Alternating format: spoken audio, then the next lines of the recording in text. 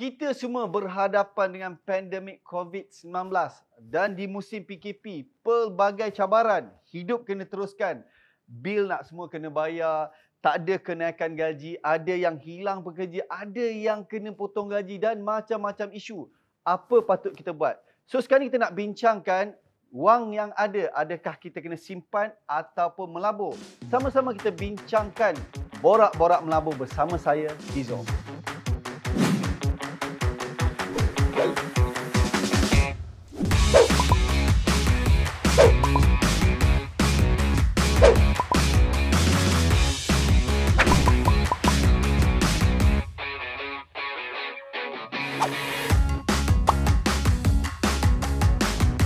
Assalamualaikum warahmatullahi wabarakatuh. Bersama saya Fizo Omar. Kali ini kita nak berbincang, kita nak borak-borak mengenai topik kita pelaburan.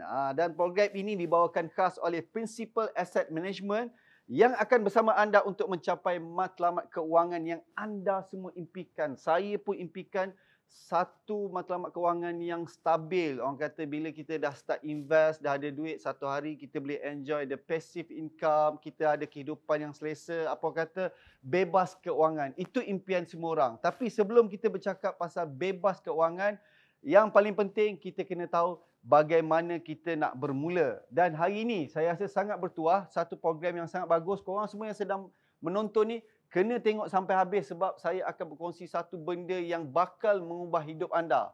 Dan program ini dibawakan oleh Principal Asset Management, sebuah company yang menguruskan pelaburan lebih 20 tahun di Malaysia dan lebih 140 tahun di peringkat global. So saya tak perlu cakap sejauh mana kepakaran company yang kita boleh percayai. Dan lagi best, pada hari ini kita ada tetamu yang sangat istimewa.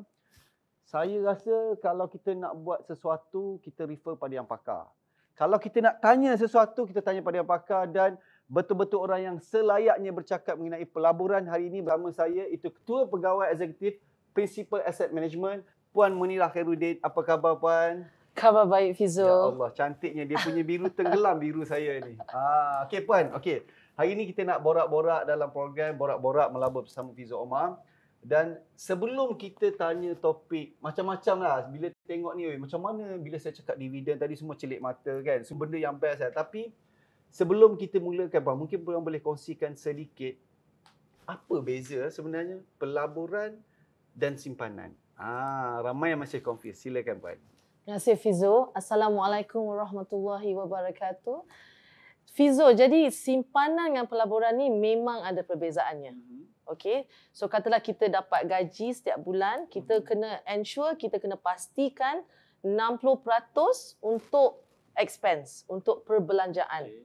Semualah tolak kereta, rumah, barang dapur semua tu dalam 60%. Okey. Tinggalkan kita 40%. Okey. 20% simpanan. Okey. Maksudnya kita kena ada wang simpanan cash yang boleh tahan kita 3 hingga 6 bulan. Itu simpanan? Itu simpanan. Okey. Selebih 20% kita patut melabur.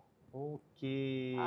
Jadi senang nak ingat. So bila dapat gaji tu, kita dah asingkan siap-siap? Ya, dah asing siap-siap. So mana yang dia punya expenses monthly tu dah jadi 110 tu silap lah. Itu silap. Kebanyakan dah lebih 110%. Jadi kalau expense kita lebih 60%, mungkin time untuk kita ubah gaya hidup kita. Something wrong somewhere lah. Yes, you got to live within your means. Ukur baju di badan sendiri. Okey, so kita dah faham apakah simpanan, apakah pelaburan. Okey, Puan, sekarang ni kan kita tengok semualah seluruh dunia dilanda pandemik COVID-19.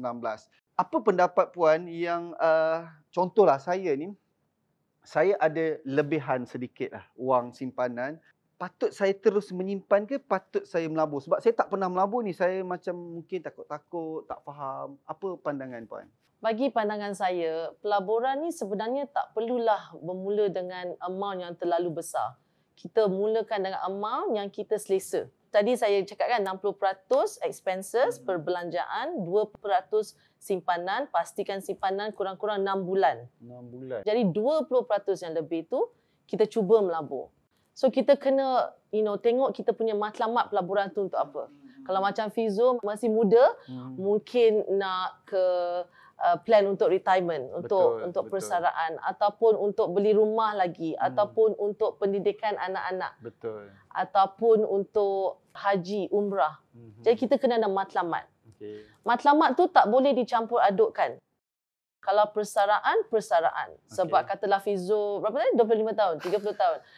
So 35 Puan. 35. Jadi akan bekerja, Fizo tadi kata nak retire early ke Katalah macam mana. 15 tahun lagi saya nak bekerja. Oh, 15 tahun lagi. Jadi 15 tahun Fizo kena tetapkan impiannya nak ada berapa amount tu. Okey. Katalah amount tu 200,000, 1 million, 5 million, apa-apa sajalah. Kita kena rancang betul-betul. Betul. Macam Pecahkan mana nak agreement berapa kita kena letak. Ya. Okey. Dan jangan usik. Jadi di prinsipal kita ada retirement fund juga. Persaraan memang untuk persaraan. Persaraan ni kena ada disiplin. Kita tak boleh selalu nak ambil daripada tabung. Betul. Kita kena disiplin simpan. Itu yang penyakit yang saya rasa dijangkiti ramai orang yang suka gatal tangan nak usik wang pelaburan. Itu masalah dia kan, cabaran. So kena berdisiplin. Bila bercakap pasal pelaburan ni, orang mula terfikir ada risiko ke tak ada risiko?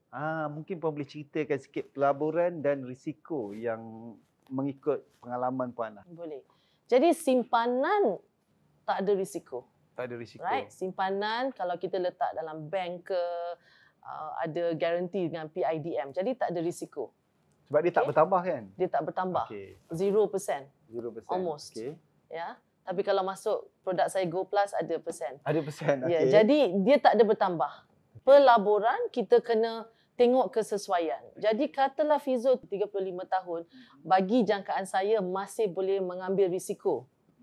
Kalau dah hampir dengan waktu persaraan 50 tahun ke, mungkin kena kurang ambil risiko. Jadi untuk anak-anak muda perlu ambil risiko. Ambil risiko untuk invest. Tapi kalau tak confident nak masuk banyak risiko, cuba sedikit. Sedikit maksudnya RM100 ke setiap bulan, RM500 ke setiap bulan, RM1,000 ke setiap bulan, terpulang. Terpulang pada yang tadi pecahan 60%, 20%, 20%. Betul. Mengikut pendapatan bulanan lah. Ya. Okey, bercakap pasal risiko tadi, mungkin saya boleh tanya sikit. Ini lebih kepada saya nak tahu lebih. Apakah risiko tu sebenarnya? Adakah duit yang kita invest tu dia akan hilang ke? Sebab sekarang ni bukan apa Puan, terlalu banyak scammers. Ya. Kan? Bila kita tengok dekat social media, dekat TV, dekat paper, hari-hari ada kes. So bila hari-hari ada kes tu, buatkan orang yang nak invest ni jadi takut dengan risiko tu. Mungkin boleh jelaskan sikit apakah Memang risiko banyak yang bakal ditanggung. Skim cepat kaya. Jadi pertama sekali check sama ada dia dapat kelulusan Bank Negara Malaysia ataupun Suruhanjaya Security Malaysia. Okey, jadi kalau tak dapat, tak ada approval, janganlah. Janganlah. Lepas tu, bila kita tengok risiko, katalah macam Fizo. Bagi saya, Fizo patut melabur dalam pasaran saham. Okey. Ya, jadi unit amanah, kita ada pelaburan dalam sukuk ataupun pelaburan saham. Okey. Pelaburan saham ni sebenarnya kita invest dalam company. Okey. Okey, dalam satu fund tu mungkin ada 100 company. Okey. Ya, jadi kalau katalah Fizo ada melabur dalam satu company. Sekarang ni kita diversify dalam 100 company. Okay, not put in one basket Not lah. in one basket. Okay, so katalah Fizo kata, wow, menarik betul Tesla in US. Betul. Kalau nak beli satu stok Tesla, mungkin agak mahal. Tapi kalau masuk dalam unit amanah, boleh masuk serendah RM100, RM500. So maksudnya kalau saham dia naik, kita dapat kenaikan lah. Ya, jadi sebagai fund manager, kita memang saya ada tim yang sangat besar mengkaji setiap company. Dia punya cash flow, dia punya hutang, dia punya growth. Barulah kita invest. So maksudnya your part dah buat siap-siap risk calculation sebelum ajak saya invest bersama-sama. Oh, jadi bila Fizo nak masuk invest, Fizo akan kena first kali matlamat. Kemudian risk. Sama ada boleh ambil high risk ke, low risk ke, kita ada fund yang sesuai. Okey.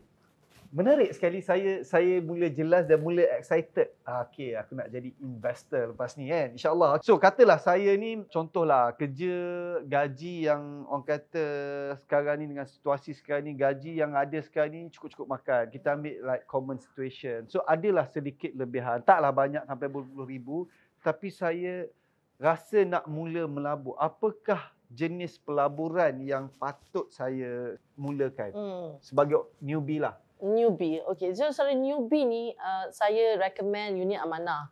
Sebab seperti saya katakan tadi, prinsipal di ASEAN ni kita manage 92 bilion ringgit. Jadi kita memang bertauliah, memang experience, memang ini kerja kita lah ya. So first kali, again, matlamat, and then berapa yang boleh mampu. Yang 20% yang selebihnya yang mampu untuk invest. Walaupun 100, 500, 200, tak apa, cuba. Tapi setiap bulan melabur. Jadi sama ada pasaran saham turun atau naik, on average, you takkan rugi banyak. Untung pun insyaAllah ada. Maksudnya juga. kalau turun tu kita hold dulu lah, tunggu dia naik baru. So you disiplin setiap bulan you masuk. Baik. So kalau pun kata 20% untuk mereka yang bergaji RM3,000 bersamaan dengan 150 sebulan. 20%. Sorry. RM600. RM600, sorry. Ya. RM600. Tapi Puan ada mention tadi untuk kalau serendah RM100 pun boleh melabur. Boleh. Ya, boleh. Okey. Apa langkah yang patut saya buat sekiranya saya nak melabur RM100 ke RM150 every month? Apa patut yang saya buat? Jadi, cari unit amanah yang you boleh pergi online, right? You boleh layari principal.com.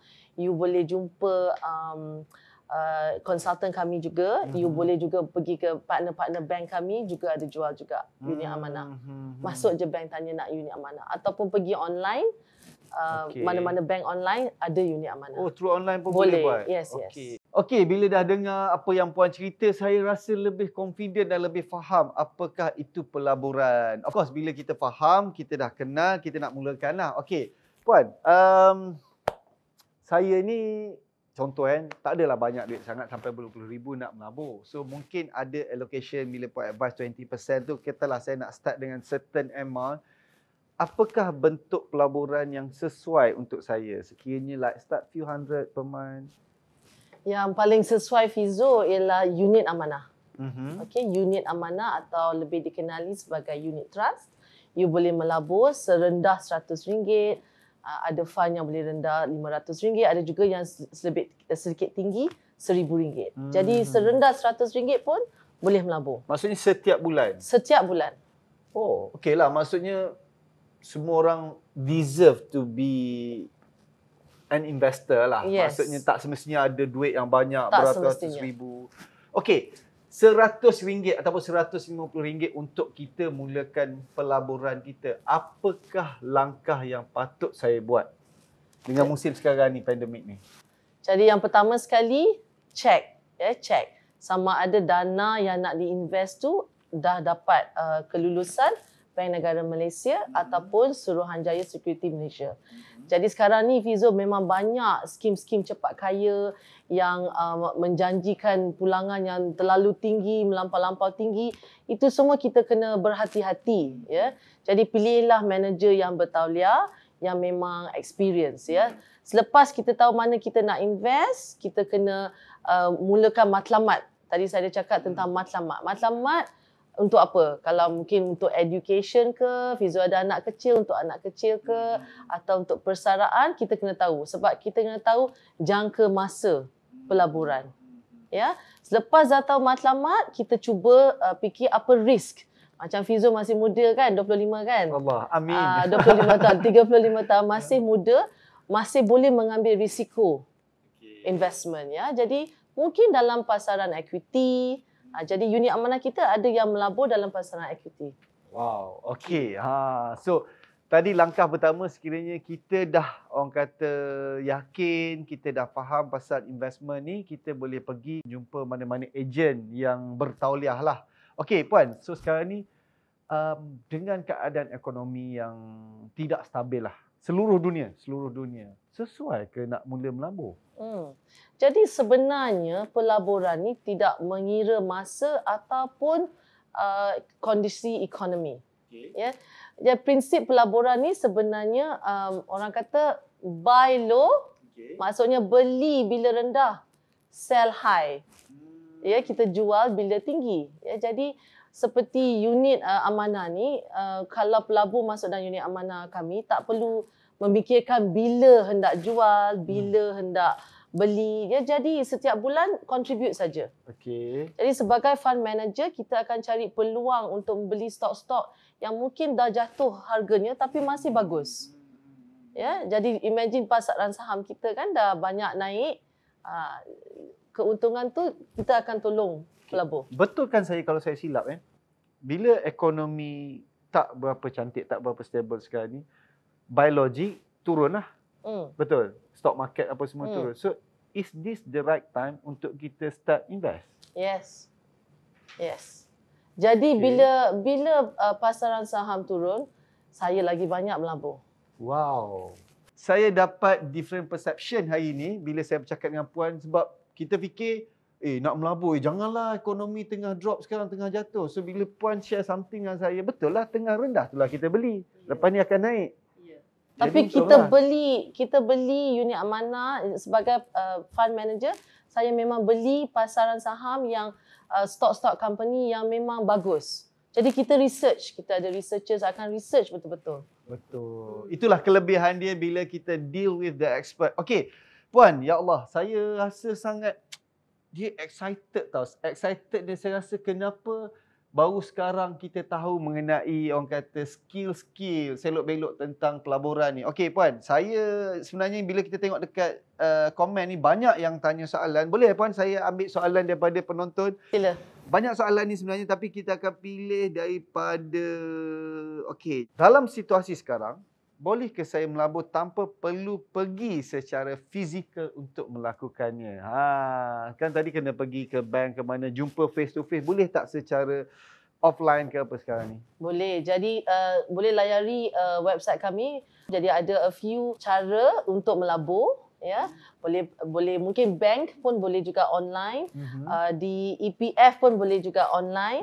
Ya. Oh, daripada EPF pun boleh juga? Ya, boleh. EPF iInvest boleh juga online. Ada banyak platform yang boleh beli dana kami di online juga. Okey, ni ada satu soalan tambahan daripada saya bukan daripada penonton. Okey, katalah kita nak consistent every month. Boleh tak kalau kita buat macam SI, standing instruction, yang terus tolak daripada kita punya account untuk nak buat investment? Boleh. Jadi kami panggil tu regular savings plan. Okey. Maksudnya setiap bulan Fizo kata okey nak tolak RM500 nak masuk dalam education fund untuk anak ataupun retirement untuk Fizo.